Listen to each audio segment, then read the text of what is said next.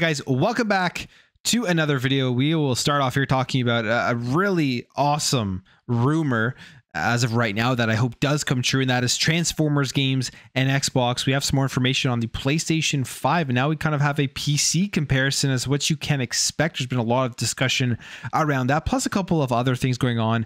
But before we continue, if you do enjoy daily gaming news and content, make sure you hit that subscribe, share the video, hit the like. Also check out my Spotify, link is in the description. So as we know, with Activision, with the ABK deal, Transformers games were published by Activision, and those games now may potentially be coming out as first-party Xbox games. I'm sure there's a lot of licensing things they have to work through before this can happen, but there are some great Transformers games that came out on the Xbox 360, like the War of Cybertron, and a lot of people would love to see these games drop back onto the service, onto Xbox Game Pass, into the platform, get them all in backwards compatibility, because I don't believe, although most of them are backwards compatible. We have this rumor here coming from TFW 2005 Transformers World here, this forum. So again, obviously take this with a major grain of salt, but it says, we have received some intel stating that Microsoft Studios is working on not just one, but two video game projects simply codenamed Transformers. And that's really all they know about it. You can come up to your own conclusions as to what that would mean. My first guess, where my head went right away, was that they are just trying to work on getting these released via backwards compatibility, maybe with some of those backwards compatibility upgrades. There could be some licensing issues with those games that they're trying to work out, but just getting them ready to put them as one of these major slates of Game Pass releases with a bunch of ABK games. But then you could also think maybe they're starting to think about working on a new game. It goes on here and says, while we do not have any information at the moment, both projects seem to be targeting this year for their release, which would lean even more towards them being backwards compatible. It says, it is interesting that Microsoft Studios now owns Activision Blizzard, formerly known as Activision. The company, prior to the acquisition by the tech giant, published multiple Transformer related video games, including Transformers War for Cybertron and its follow-up Fall of Cybertron. There has been a renewed fan interest for the aforementioned games in recent times. We will update you all as we receive more info. So really nothing there other than there are some things going on with Transformers, and this would not be surprising. It's a huge IP. It's a no-brainer for Xbox. We want to put some resources into that to get these games back out. Again, whether it's backwards compatibility or trying to make a new game, I think they would easily get tons of people excited and wanting to jump in and play. So I really hope this is true, and I really hope we are now going to start seeing more of the back catalog games dropping onto Game Pass. We are slowly getting there. We're slowly seeing it trickle down. It's not like what happened with Bethesda, where we got that huge release all at once. And I mean, that may come in 2025, maybe because as we get to the end of this year, there are still some major Xbox releases to come out.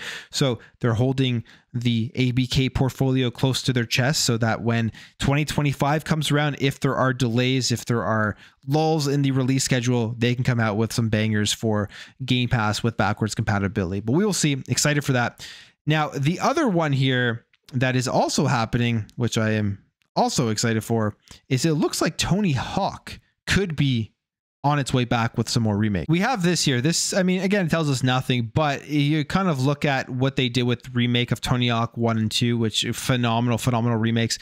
And then we've heard that 3 and 4 were going to be remade, but it got shut down, and maybe Xbox is thinking about reviving this, but they have updated their social media accounts for the 25th anniversary. They're really making it look kind of sleek and I guess modern, you could say. And it says 25th anniversary THPS, updated the logo and everything. And maybe they're getting ready for a big 25th anniversary announcement that we will be getting some more remakes of the Tony Hawk series, or maybe a brand new Tony Hawk game. They have to make a new one because the last one they made was not good, and I think it's just kind of sad to end off the series on that. So I really hope that they do make a new one, but people will love to see Tony Hawk's 3 and 4 remade as well, the same way they did with 1 and 2, because 1 and 2 remakes, again, were phenomenal remakes. You can go in those and play them right now and you'll have a ton of fun, and everyone wants to see that done with 3 and 4. So I hope that happens. I hope those are a couple games that Xbox is working on and starts to try and bring out. Now, when it comes to games that it could have been Xbox exclusives, Phil Spencer was talking, and he was completely open about some of the worst decisions he made being the head or being at Xbox. And he had passed up on some pretty significant games that I think if he would have locked those down for Xbox when they were released, would have greatly changed the direction of the Xbox brand and the Xbox platform, especially in terms of the console sales back then when they were extremely, extremely important. They did well, but they could have done way better, specifically during the Xbox One generation. But this says here, Xbox boss Phil Spencer has admitted he's made the worst decisions, passing on some of gaming's biggest franchises over the years, including Bungie's Destiny. So when that game, before it blew up to what it was, especially with Destiny 2, where it really took off, could have been locked down by Xbox, which would have been big for them throughout the lifespan. Now, everything that's happened at Bungie, maybe they're kind of looking back on this and thinking they may have somewhat dodged a bullet with the whole debacle going on at Bungie. We even got more news about harassment that was happening there. It's just been a big, I think, bad decision here for PlayStation. When originally, when they had purchased Bungie, I thought it was a great decision. They needed games as a service, they needed multiplayer, but in the first little while that it's been a part of PlayStation, I don't think it has paid off very well. Now, they can easily turn that around. There's still lots of time for them to turn Bungie around, turn that acquisition into something huge for them, and I think they will. But as of right now, they're probably looking at that acquisition with a lot of work that has to be done. He also goes on here and says Harmonix's Guitar Hero that he had turned down. Now, imagine if Xbox would have lock that down when Guitar Hero was in its prime, would have been massive. Now Guitar Hero has gone away. We'll love to see that also brought back here by Xbox because they now own Guitar Hero. So it'd be really cool if they did bring that back. But this was an interview called Storytime with Phil Spencer at PAX West. And this happened over the weekend where he opened up about the games that mattered most to him over the years, including Bungie's 2014 sci-fi shooter Destiny. And he says this, obviously Bungie was a part of Microsoft when I started at Xbox, and I shared a floor with Alex Seropian and Jason Jones in the building that we were in Redmond. I learned a ton from just being around Bungie. Despite this natural closeness, Spencer admits that Destiny didn't really click when he first played it, and it took until the game's first expansion, House of Wolves, for it to land with him. He also says here that I've passed on some of the worst, like made some of the worst game choice decisions. Says an interesting one is that this team came down to Redmond and Alex Rigopoulos, he pitches a game where they're actually going to make plastic guitars and they're going to plug into consoles and then they're going to sell tracks where you're going to play Simon on this guitar. And I'm like, really? Do you really think that's going to work? I hear that turned out to be a pretty good game. So, I mean, those are some massive games he's passed on. I'm sure every big executive at every gaming company has had opportunities to lock down stuff, and not every single one has either paid off if they've locked down or they've messed up and skipped on games that they didn't think were going to be as big as they were. But I mean, Destiny, you must have thought like, hey, Halo is big. Destiny is probably going to be relatively similar in terms of gameplay and attract a similar crowd of people who enjoyed Halo. So that has a good chance to take off. I'm actually surprised that they did skip on locking down Destiny. But that was just some interesting stuff here from Phil Spencer, wide open about some of the games that he missed on as the head of Xbox.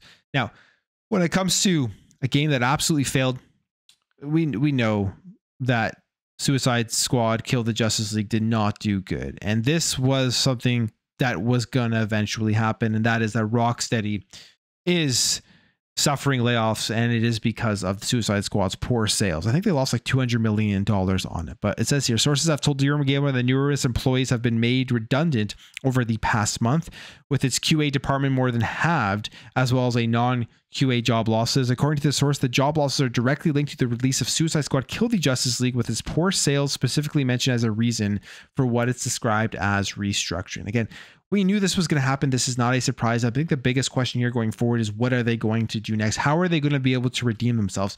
Rocksteady is a great developer. A lot of people loved it because of the Arkham series, but because of Suicide Squad, it kind of reminds me, maybe it's a little bit of a stretch, but it kind of reminds me a bit of BioWare, where BioWare was just absolutely loved. And then they start putting out some bad games and nobody really trusts BioWare anymore. Now, Dragon Age Veilguard is coming out and that could win people back. But now what is Rocksteady going to do with their next release to not lose the faith that people have within that studio? Are they going to go back out there and just make a very similar game like Batman series? Or are they going to go out and try to make something completely brand new and start a brand new IP to win people back? We will see. But obviously Suicide Squad Kill the Justice League did not do well. Now, from what I've seen, what I've heard, the gameplay wasn't all that bad, but there's just so many elements to this game that made it an instant failure. Nobody wanted a looter shooter. Nobody wanted what they were trying to sell people right from the start. They even went back and made changes. Obviously, it wasn't enough. And unfortunately, here we are now with layoffs at Rocksteady. So hopefully all those people do end up landing on their feet. Okay, let's talk about this because some more layoffs. Helldivers 2 and Dead Island 2 support studios, Toadman Interactive, they have also confirmed some layoffs, and this is just a continuation as to what is happening within the industry. The number at the end of this year is going to be insane, I think, with the amount of layoffs, studio closures, and game cancellations. But here's what they say. Like many other game companies, we have gone through a tough period over the last 12 months. And unfortunately, that means that we are shutting down our offices in Stockholm, Visby, and Oslo, as well as having some redundancies in our Berlin studio. If you are hiring in the game space, please reach out to Arakin dos Santos, and we would love to make introductions to our talented staff. So that's kind of what's happening here. They do say the annual cost savings for Toadman is approximately 6.1 million and will affect approximately 100 full-time and contract resources. So that's kind of the amount of people that are being laid off here at Toadman, a great support studio that has worked on some awesome games like Dead Island 2 was phenomenal. Helldivers 2, obviously one of the most successful. Killing Floor, I've heard, is very popular, or was very popular. So definitely a studio that had some talented developers in there. And finally, PlayStation 5 Pro. We're going to continue to talk about this until we get the official announcement, specs, all of that stuff. And it always gets crazy before the release of a new console. It always gets crazy with some of the rumors out there. You remember RDNA 3 for the PS5? Absurd to think that I was going to have RDNA 3. I'm seeing stuff online that people think the PS5 Pro is going to be equivalent to an RTX 4090. Again, in my opinion, just an absolutely absurd take. I don't know why people always think that the consoles are going to be anywhere near top performing PCs. It's just simply impossible because of the price point they try to target when they do release a console. They cannot be putting in components where they're going to be losing so much money off of it. But here we are. This one's a little bit more reasonable, I would say. And they're saying that it will be close to a 7700 XT in rasterization and faster in ray tracing. So I believe 7700 XT is about a 4060 or 4060 Ti in terms of performance. And I mean, you could potentially look at that and think that is more believable than the 4090. I wouldn't be surprised if it is around that range, especially if they're going for like a $700 price tag. You could say that they could achieve that. But this says here that keeping expectations in check. Well-known AMD leaker Kepler revealed on X that new console performance is close to the 7700 XT in rasterization and slightly faster in ray tracing, and the information falls in line with everything we have heard so far, as the console is set to bring a significant ray tracing performance improvement over the base model. And with the PS5 Pro reveal supposedly getting closer and closer, more information on the console started emerging online in the past few days. So we've seen the leaks. We've seen they're aiming for a diskless, a digital version, a disc version, and then you can also go out, I guess, and buy the disc drive on the side. And one version is going to, the digital version is going to be $599.